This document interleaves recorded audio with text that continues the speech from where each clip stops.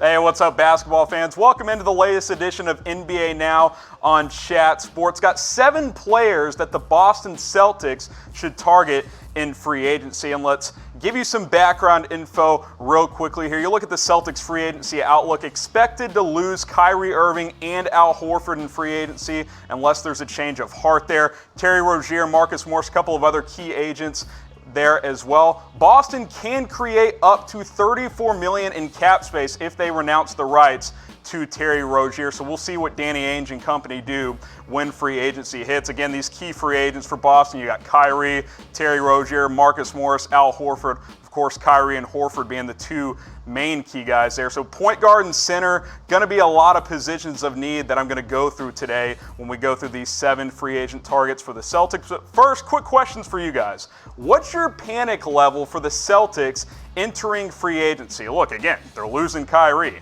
Looks like they're losing Horford. That's 2 of their main guys right there. I know the young core got to the Eastern Conference Finals a couple of seasons ago, but that is a lot of production to make up for. So I want to hear from you guys in the comments section. But let's get this thing kicked off, and let's go to Willie Cauley-Stein. I mentioned the center position, a position of need for the Celtics. Of course, his agent came out recently and said, look, it's time for Willie to get out of Sacramento. He is a restricted free agent. He is hoping that the Kings will renounce their rights to him and make him an unrestricted free agent. He's a good defender, versatile defender who can switch on screens. He's athletic enough to stay with guards on those switches. Solid secondary option here for Boston. Certainly not going to be their top choice. We're going to get into some of those other top-tier free agents as we go along here, but Willie Cauley-Stein could be an option for Boston if they swing and miss on a couple of players. You look at his progression since he's entered the league, obviously as a rookie and second-year player, not a ton of production there, but last couple of years, 12-ish points, 7-8 rebounds, and the assists going up too, so facilitates a little bit as a big man as well. Potential lineup with Willie Cauley-Stein in there, you have Marcus Smart, Jaylen Brown in the background, or backcourt, of course, and then Gordon Hayward at the small forward, Jason Tatum playing that stretch 4 position, Cauley-Stein there in the middle. Good young core right there, so certainly, again, Cauley-Stein not a premier option for Boston, but could be a guy that they consider. Malcolm Brogdon is my number 6 target for the Boston Celtics. Look, he's coming off a historic season, and I'll get to that in a little bit later, 50-40-90 season. Plays both guard positions really well, can play the point, can play the shooting guard, obviously shoots the ball really well. Does have some injury concerns. Missed a combined 50 games over the last 2 seasons, missed 18 games this season, but showed out pretty well in the playoffs. I mentioned a historic season for Brogdon. That's not me being overly ambitious for Brogdon. Only 8 guys are in the 50-40-90 club. Larry Bird did a couple of times for the Celtics back in the 80s. Mark Price, of course, for the Cavs in that 88-89 season. Reggie Miller, yeah, he's pretty good. He did it back in the 90s. Steve Nash has done it 4 times. He's kind of in a league of his own when it comes to the 50-40-90 club. Dirk Nowitzki did it in his MVP season back in 06-07. KD for the Warriors did it. Steph Curry. And then you got Malcolm Brogdon. So this is quite the company that this guy is in. Look, I'm not saying Malcolm Brogdon is a Steph Curry type player or a Kevin Durant type player, certainly, but the guy shoots the ball extremely well. Again, over 50% from the floor, 42.5% from 3, almost shot 93% from the free throw line where he's virtually automatic, and he did so while averaging over 15.5 points a game. This is a young, productive player whose arrow is pointing straight up. Lots of teams are going to be interested. I don't see why it should be any different for Boston. You plug him into this lineup. I think he can play the point. Jaylen Brown there again. You got Hayward again. Jason Tatum. Right now, we've got Robert Williams at the center position. I certainly do not believe he would start for center under any circumstances, but they don't have a center on this roster, so you plug him in there. We'll see if Boston can address that position better in free agency. Got a couple more centers lined up on this list coming up later in this video. I want to ask you guys this. Is Malcolm Brogdon worth $20 million or more per season? It's a tough question. A lot of people out there are thinking, man, $20 million for Malcolm Brogdon? Yeah, he's probably going to be in that range, might be a little bit higher. Elite shooter. Today's NBA is all about shooting, and Malcolm Brogdon is one of the best at shooting the basketball. All right, guys, NBA jersey giveaway, my bookie. We want you guys to go sign up and deposit. Once you do that and place your first bet, you can win a free jersey. Text 972-885-0646 to redeem that jersey. Again, you sign up and deposit, you get that jersey. Use that promo code CHATNBA. You put down $100, you get $100 for free, $50, $50 for free. It's my bookie. Again, chatsports.com/NBA now. Use that promo code CHATNBA to get that jersey today. Number 5 player here, Julius Randle. This is a player I really like, and I'm probably higher on him than most people are because in today's modern NBA, he doesn't, fit the traditional mold. Very unique player, but the guy simply knows how to score. 21 points last season. He's improving as a shooter as well. Almost 35% from 3 last year. That's not a great number in today's game, but with his ability to get to the basket, he can create, he can distribute.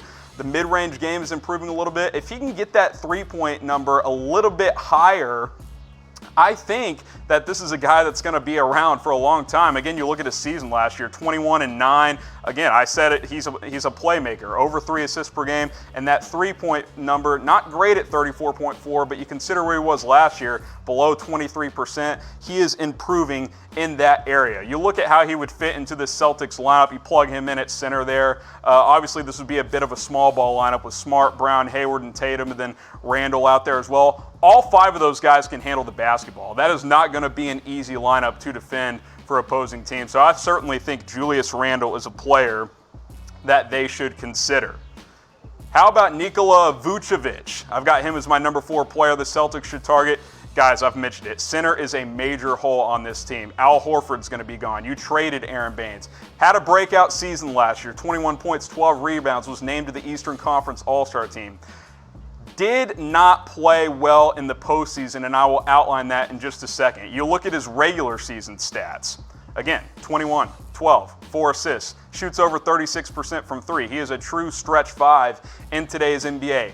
That playoff series versus the Raptors, though, did not show up. 11.2 points, 8 rebounds, 3 assists, 23% from 3-point range. That is not going to get it done, but it could benefit the Celtics or any other team looking for his services because that price may have gone down after that playoff series. You plug him into this lineup, I think that's a pretty good lineup. You got Smart and Brown again in the backcourt, Hayward and Tatum and Vucevic.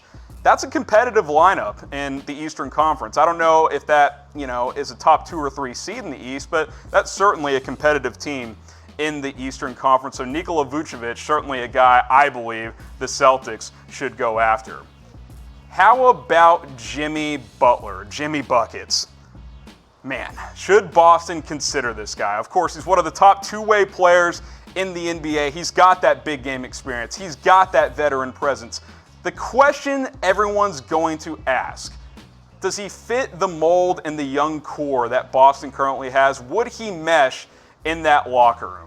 I'll ask you guys that question in just a sec. But career playoff stats, like I said, experience. 52 career playoff games, and I'm not including his rookie season when the Bulls made the playoffs, played a total of 4 minutes in 3 playoff games this year.